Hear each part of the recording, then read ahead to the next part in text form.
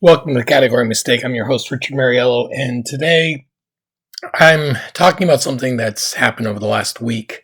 It's really been happening over the last couple of years, but the last week it's really hit home. Um, Gave me a new perspective, or gave me an old perspective that I had lost. See, I'm a dad, I'm a grandfather, I'm a husband, I'm all that stuff. I'm also a history teacher, and I do lots of other things. But I've always thought of myself as somebody who cared about family, cared about kids, cared about their education, cared about history, cared about life. And lately, what I've realized is that what I care about and what is going on in the world are not coexisting well. I really thought the people I supported, the things I supported, were going to do the best they could for families, kids, Americans, the world. But I was reminded this week by one of my children, actually, that maybe I don't see the full picture. You see, I don't believe the Department of Education or the Department of Homeland Security or the Department of almost everything is really needed for the United States or our government to exist. I think it's overdone, highly expensive, and they don't do as much good as they could. So when the president now came in and started changing things, I looked at it as a positive thing, not just for me, but for my grandkids, my kids, the people I cared about, my students, everybody I dealt with on a day-to-day basis. But that's not really what's happening. What's happening, good, bad, or ugly, is we're cutting, we're destroying, we're gutting, we're getting rid of a lot. We're getting rid of so much. We're cutting off the leg to spare we're cutting off the whole leg instead of the foot. So the Department of Education, Department of Homeland Security, Department of Defense, all these departments, all these things in our government, they do good things. We see the bad and we're cutting all of it instead of just looking at it as, wow, maybe we need to restructure, redo, rethink. And I have been a big proponent of just getting rid of everything, starting over. I am that guy. I have been that guy. I used to think, until honestly in the last week or so, the best way to fix the Middle East is to destroy it and start over. The best way to solve crime is to get rid of the criminals. The best way to fix all of our problems is to make the problems go away. Now, do I like the Department of Education and all these other departments that are spending billions of dollars? Absolutely not. But can I say, without a shadow of a doubt, that they do no good? That all they do is bad things? No. I understand before, when I was going to school and before people older than me, when they were going to school, there was no Department of Education. We used to lock up kids in rooms and we'd leave them there for 18, 20, 40, 80 years. We don't do that anymore. It was considered cruel, and I agree with that. I've worked with people with head injuries. I've worked with kids with autism. I've worked with kids who have mental handicaps. And putting them in a locked room and walking away is not the answer to fix the problem. We need people to be members of society who can do things. Okay, I don't expect someone with a traumatic brain injury to be a rocket scientist. But they can work at a school. They can do volunteer work. They can help out somebody at a church. They can rake a lawn. They can do other things. They can do things. I know kids with autism who were told so young that they're never going to do anything. Our HHS secretary, Health and Human Services, another department, said kids with autism basically are problems. It's ruining the children's lives. That's not the truth. The truth is we have no idea what causes autism or Alzheimer's or high cholesterol in genetic forms. We don't have ideas of what really causes cancer. We don't know what causes learning disabilities like dyslexia. We have no freaking idea, and we never will. Oh, your genome says that you're 20% more likely to have. I don't give a care. I just don't. For anyone, I don't care unless they're coming down from heaven on high. And I don't think Jesus would say this, but if Jesus came down and said, autistic children their lives are being ruined by autism, unless he says it, I don't believe it. And guess what? I know enough about what he has done in my life and others. He's not saying that. Now, does this mean I'm a free-loving hippie hip liberal? No. But I can't sit by idly and watch people I thought were going to do the right thing burn the world down. I don't care about the tariffs. I don't care about trade wars. All that, whatever. I don't care. If you think making things in America will be cheaper or better, amazing, great, do it. If you think China shouldn't be using slave labor, so let's charge them more money, outstanding, great, do it. Don't care. Here's what I don't want to happen. This is what I'm really upset about. Calling kids mistakes. I'm a person who, when their daughter was going to be born, was told, me and my wife before she was my wife, we were told we couldn't handle our child because she was going to be so special needs if she lived at all. She's 30 years old now and has a child of her own. She's got a degree. She's a good kid. Her and I butt heads every day because she is smart enough, she's educated enough, and she knows what's going on in the world to where she can have a debate with me and not just get pummeled down by me being loud and abruptive like I am. I have a child who has autism. Not one day in my life I ever thought, oh my God, he is such a burden. I have had foster kids. I have deployed with kids, 18, 19-year-olds out of the country whose parents, whose family, whose friends have always thought they were, a little odd, a little weird, maybe not the best person, maybe not the smartest person. These guys, these girls, would literally take a bullet for any of you because they feel like that would be the right thing to do. My son with autism would literally give you all of his money that he had if he thought it would help you. And that's not because, he's gullible. It's because he has a heart.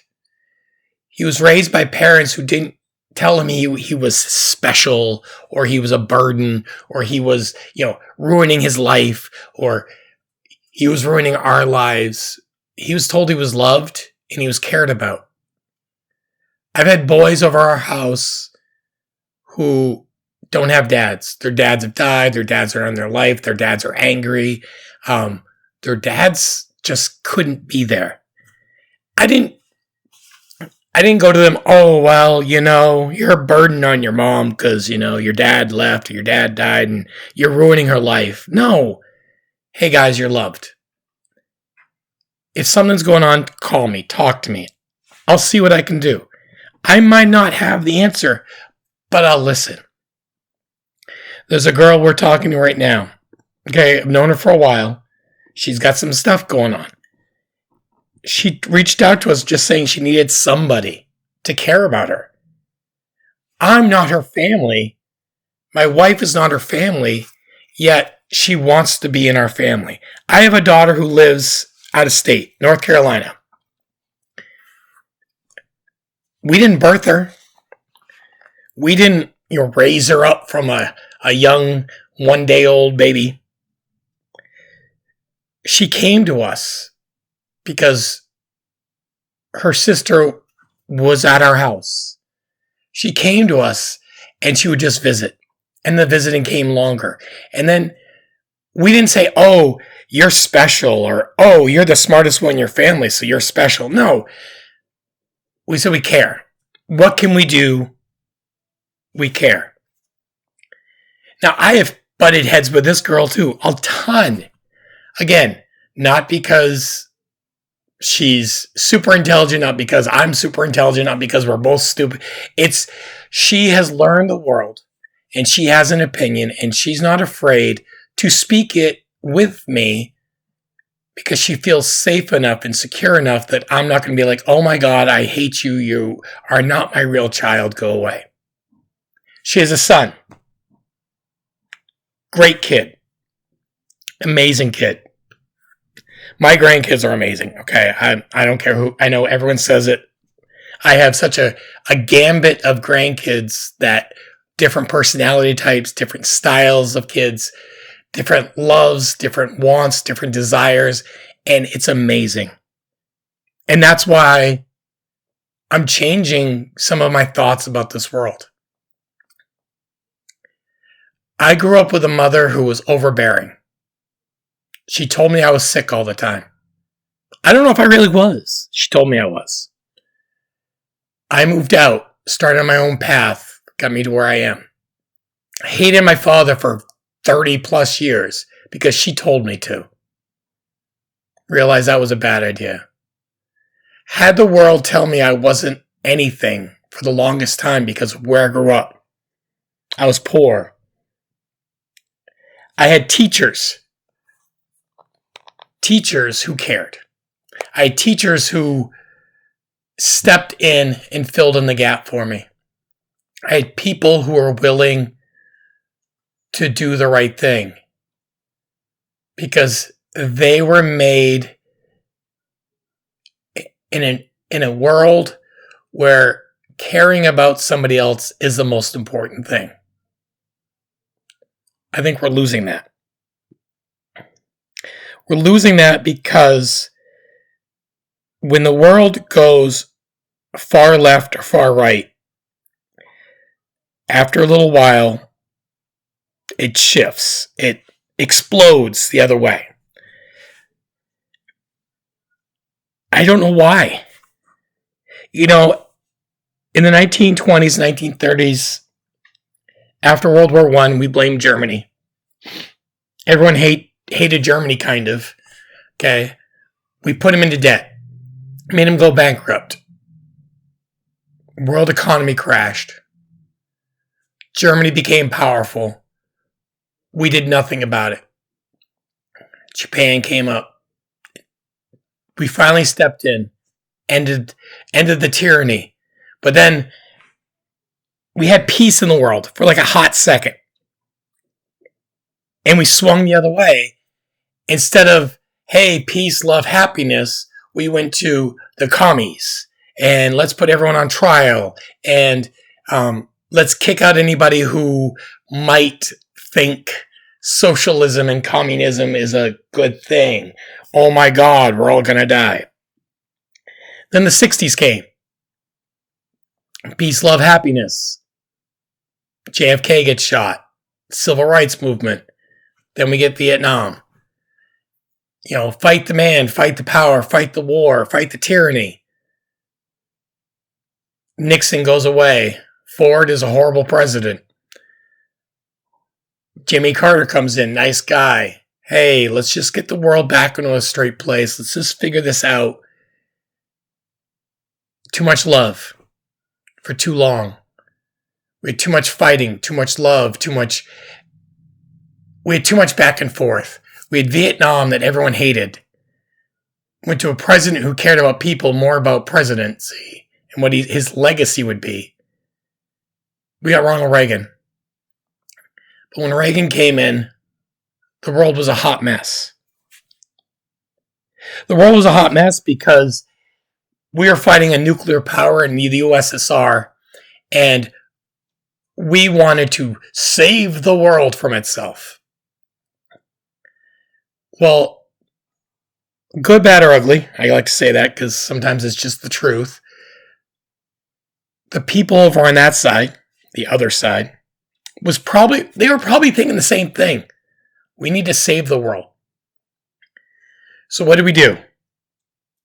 We built lots of bombs, lots of planes, spent billions and trillions of dollars on how many times we could blow up the world with a bomb.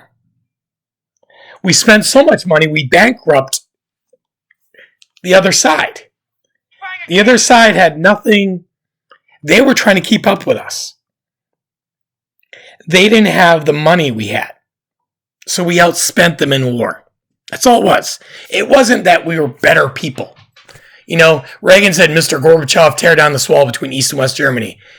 He could have just said, Mr. Gorbachev, listen, we got dollar bills. We're going to outspend you. So just give up now. But he didn't, of course. He said, Mr. Gorbachev, tear down this wall. And what happened? Poland, East Germany, Ukraine, Tajikistan, Bosnia, all these places started breaking off. Why? Because the people were starving because they had no money because their government spent all of it on military and guns and bombs. They cared more about blowing the other side up than they cared about their own people.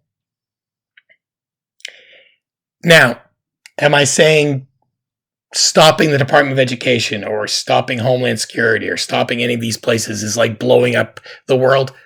No, it's worse. Here's the thing. No one was ever going to blow up the world. Okay. I don't care who you ask, who you talk to. No one was going to hit the red button. It wasn't going to happen. But when the president said, hey, if I become president, I'm going to do A, B, and C, I honestly, my mind, said there's no way he's going to do that because he's got to go through A, B, and C to do it, and there's no way he's going to do that. You know, he might do reform. He might tweak some things. He might change some stuff. Homeland Security's only been around for like 24 years. Okay? Came back from 9/11. I get it. Department of Education's been around since, 77, 79. It started and then it kind of kicked in the 80s. So 40 years, 45 years. Let's tweak it. It's not completely broken. It's just, it has a flat tire. Okay? Maybe two.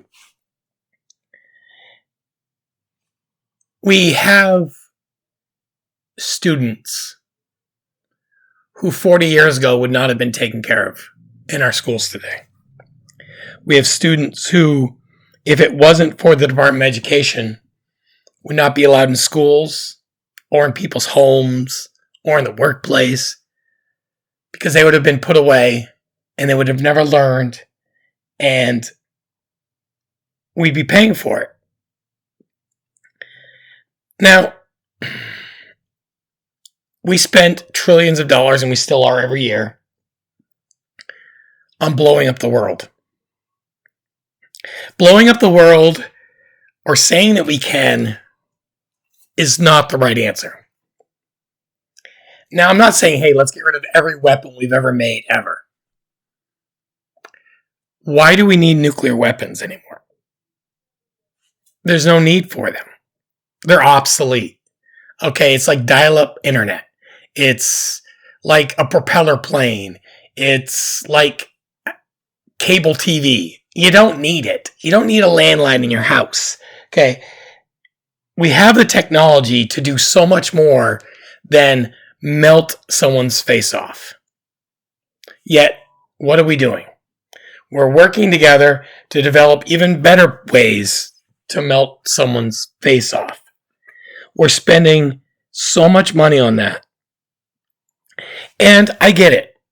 The people who vote a certain way are gun-toting, God-fearing Americans. While I'm saying this right now, I'm wearing an Army sweatshirt. I work with veterans. I was in the military. I was deployed to a war zone. And I'm about as God-fearing a man as there can be. I think we've gone overboard. I don't think Jesus would have said, hey, can you build a bomb that will melt the planet, please? Hey, can you build a bomb that will melt the planet 1,300 times over and make your people poor? Probably not. Okay. When we built the hydrogen bomb, atom bomb, whatever you want to call it, for World War II, when Oppenheimer did it, he wasn't thinking, I can't wait till this technology gets even crazier. He was thinking, hopefully this ends the killing. Does it end it? Does it stop the mindless killing? It did. It did. I mean, we have not had a world war since. Now, we've had Korea, Vietnam, Grenada for a day and a half, Panama, Kuwait / Saudi Arabia / Iraq, Afghanistan, Bosnia, Iraq again, Libya. We've had lots of other things. Okay? Lots.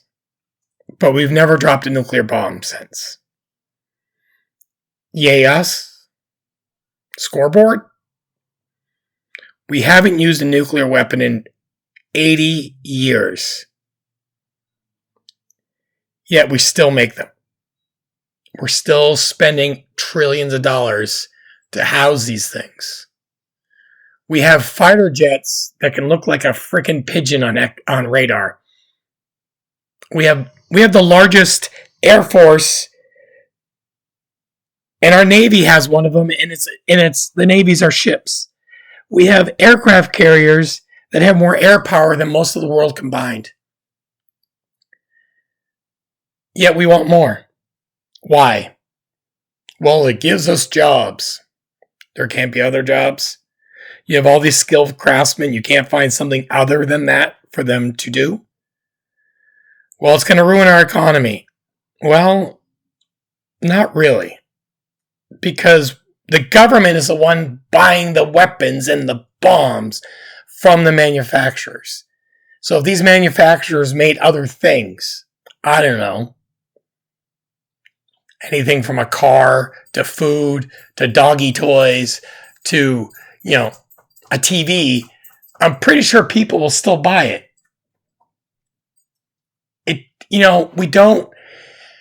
We can keep the military industrial complex working to maintain what we have and to replace when we need to. But we don't need to keep growing it, yet we do. We don't grow education. In my state, teachers don't get paid a lot. My wife found out the other day when a minimum wage for a teacher is in the state of Maine. She's like, what are you talking about? That's so low. That's what you make at McDonald's. Yes. And as a teacher, our job is to create minds, help people grow to become better than we are so they can grow our world. Could it be that we don't have the best teachers anymore because we don't, I don't know, we don't teach them with teachers who either have the education or the motivation to teach them the best they can?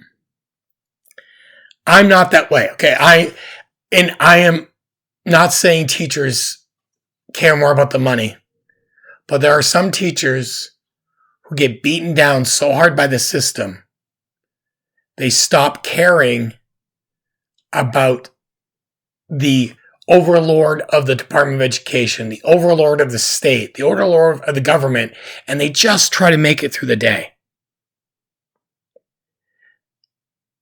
I can see why teachers leave. I can see why they quit. I can see why they give up. I don't know. Maybe I'm turning into a liberal. I don't think so. Or maybe I'm a conservative like an Abraham Lincoln. See, Abraham Lincoln didn't care about big government, but he also knew that the government had to step in when dumb things happened. He didn't want to go to war. He didn't. He knew that it was important to have states' rights, but he also knew there was human rights, and if the government doesn't look at the big picture, we could lose all of it. We could lose a state or two, yes, but we could lose all of it. And when the Civil War started, it was over states' rights. Yes, that's what the pundits will tell you. It was the states' rights to do what they wanted with their people. I do not belong to the state of Maine. I do not belong to the United States of America. I live on the world. I was created by my parents. I'm married to my wife. I was thought about by God. And to me, none of those are America, state of Maine, or the world. I'm just here.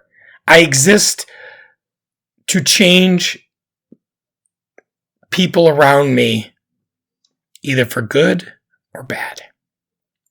I'm hoping to do more good than bad. But my daughter said to me, this is what made me think of this. My daughter said to me that she knows I love my grandson, but in the voter booth, I vote like I don't. And I thought at first, I'm like, that's pretty rough. You have no idea. But then I thought about it. The person I voted for was not the person I loved. He was the better of two evils, in my mind. It's really sad when that's what most people have said on both sides this year. I didn't vote for him because she was better than him, but she wasn't great either. Or I voted for him because she wasn't great. He was a little bit better than her. They both sucked. And it's true. I don't know what the next 3.5 years is going to hold. I don't know if he's going to live for 3.5 more years. I don't know about tomorrow. But I know that if I want to be the person that God created me to be, I can't sit on my high horse. Because what I said to that was, and this is the part that afterwards got me. My wife and I were talking. We're like, with my daughter, and we were talking how my grandson, if he had issues, well, we'll just send him to a private school because we can afford it. That killed me right there. Boom, done. End of story. As soon as that came out of our mouths, I'm like, oh crap.